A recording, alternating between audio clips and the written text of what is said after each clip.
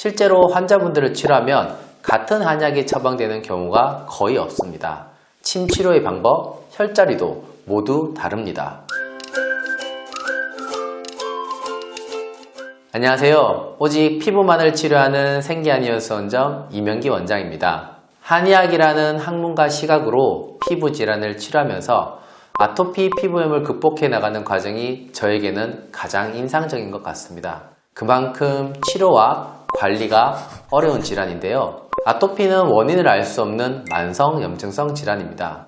원인을 알 수 없다는 말을 저는 사람마다 원인이 다르고 몸 상태도 다르다 라고 이해하고 싶은데요.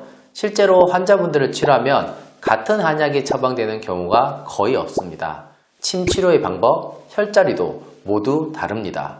즉, 같은 아토피 질환이라고 하더라도 환자분들마다 체질과 몸 상태가 다르고 증상이 발생하는 원인이 다르기 때문이죠. 실제 저희 한의원에 내원하여 치료를 받고 있는 소아 아토피, 성인 아토피 환자분들의 케이스를 중심으로 한방치료의 아토피 치료 과정을 설명해 드리도록 하겠습니다.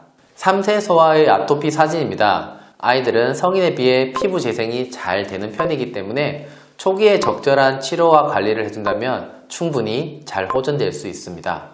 어린아이들의 경우 한약 복용만으로 치료하기도 하고 침치료가 가능하다면 침치료를 병행하기도 합니다. 성인 아토피는 크게 두 가지로 어렸을 때부터 아토피가 있었거나 성인기에 갑작스럽게 발생한 경우입니다. 어떠한 경우든 성인 아토피는 만성화된 형태로 내어나는 경우가 많은데요. 염증과 함께 피부 표면이 거칠고 주름이 굵은 태선화된 경향을 보이고 있습니다. 염증과 태선화가 완화되어 피부 표면이 많이 부드러워졌습니다.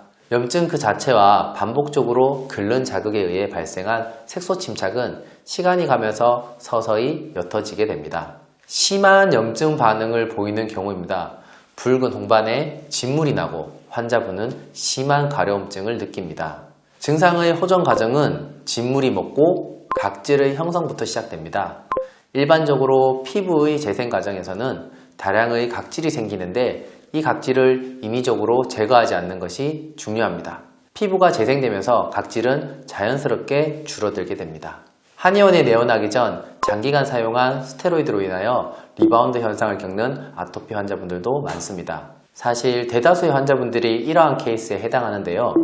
리바운드 현상 시 잠재되어 있던 염증 반응이 폭발적으로 올라오며 심한 경우에는 오한, 발열, 권태 등 전신 증상을 동반하기도 합니다.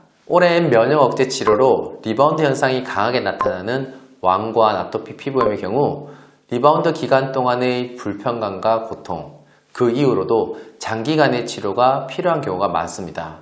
하지만 빠르기보다는 바른 치료를 통한 피부의 변화는 노력의 결실이자 큰 선물로 돌아올 것이라고 말씀드리고 싶습니다.